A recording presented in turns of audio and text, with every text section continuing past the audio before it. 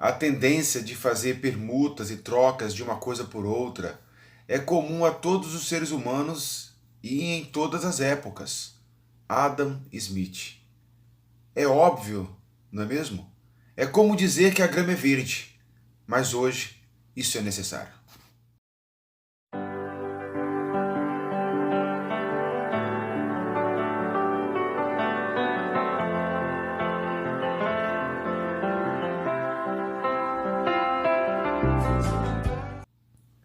Os europeus, ao chegar ao Novo Mundo, encontraram uma variedade de culturas e etnias diferentes.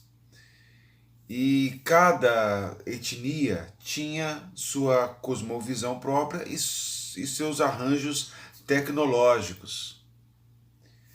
Diferente do que nos foi ensinado, tanto pela historiografia marxista, positivista,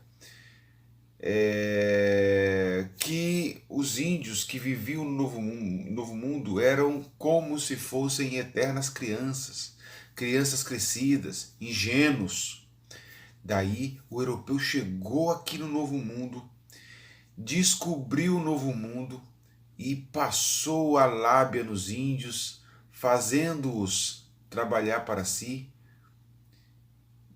trocando itens que para os europeus não era de tão valor, e os índios bobinhos acreditaram.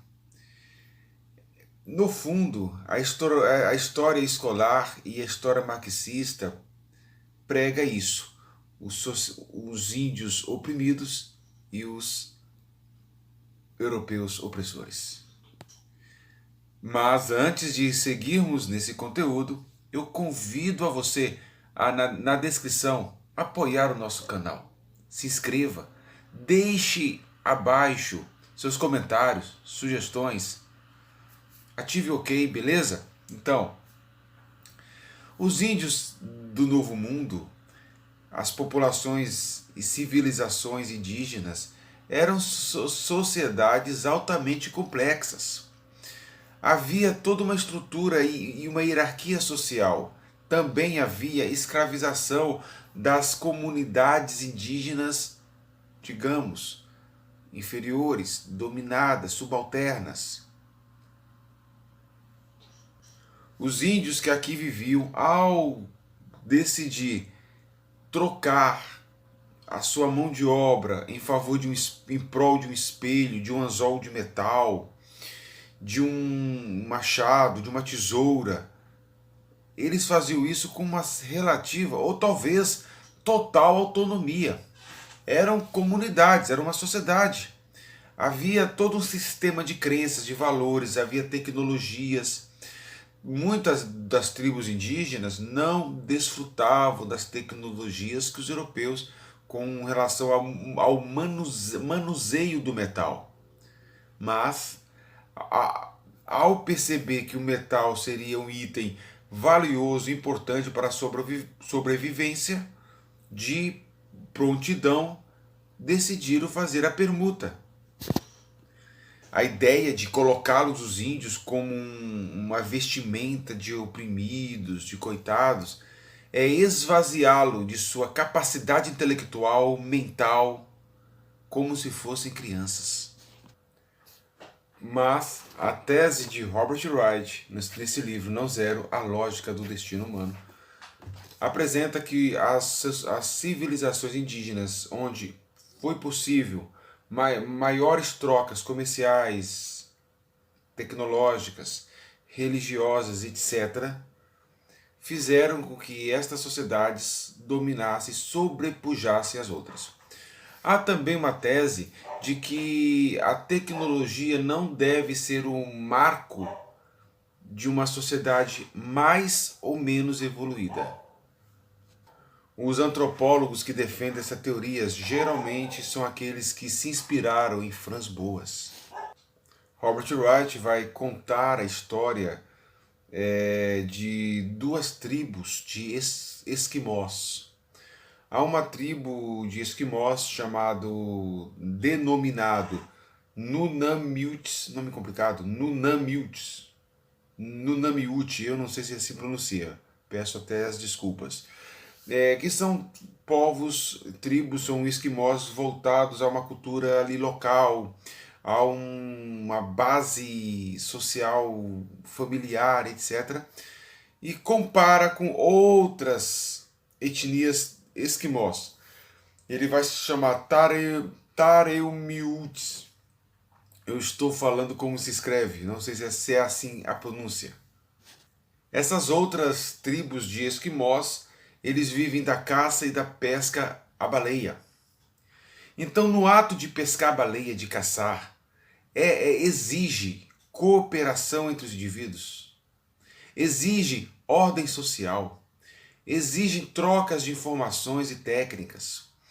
Há famílias, há esquimós que no momento não conseguem caçar, então volta sem nada, e é cooperado com outros que conseguiram, mas em troca faz um serviço em favor de quem o ajudou. Então isso vai refletir uma sociedade mais, entre aspas, organizada, porém evoluída, se assim pode dizer. Quem identificou isso foi Allen W. Johnson. Todavia, ao fazer uma busca aqui na internet, não encontramos muita coisa em português. Então é um antropólogo que ainda não foi tão apresentado para o Brasil. A questão de falar que não é a tecnologia que identifica uma sociedade mais evoluída do que outra. Por exemplo, você tem o WhatsApp, internet, uma rede de informação, computador, não te coloca como superior cultural, intelectual, superior, de uma cultura superior a um índio que não tem nada disso.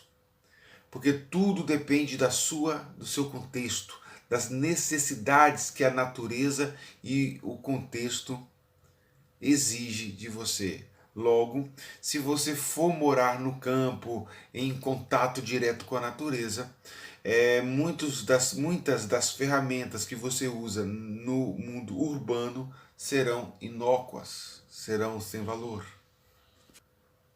Contudo, a questão não é tão simples como parece, porque desde a antiguidade as sociedades, os grupos de homens que imergiram ali na técnica da agricultura se sobrepuseram aos nômades, os sedentários que precisavam delimitar seu território, precisavam guerrear com tribos rivais, exigiram deles organização social, complexidade cultural, pensamento simbólico e com efeito, técnicas mais avançadas, ao contrário dos grupos que viviam apenas de caça e coleta.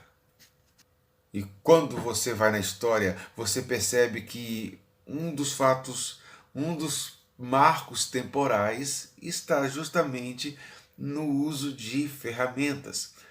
Pedra lascada, pedra polida, uso de metais, grupos de caçadores que deixaram as pedras afiadas e passaram a usar pontas de lança de vara, chifres e, contudo, a chegar até na pólvora. E aí, a tecnologia denota um avanço cultural ou não? Deixe nos comentários a sua opinião, porque ela é muito importante. Porém, Robert Wright vai destacar que a hierarquia social, a forma que uma sociedade se estrutura, ela é um fator muito mais predominante e determinante do que o uso de técnicas.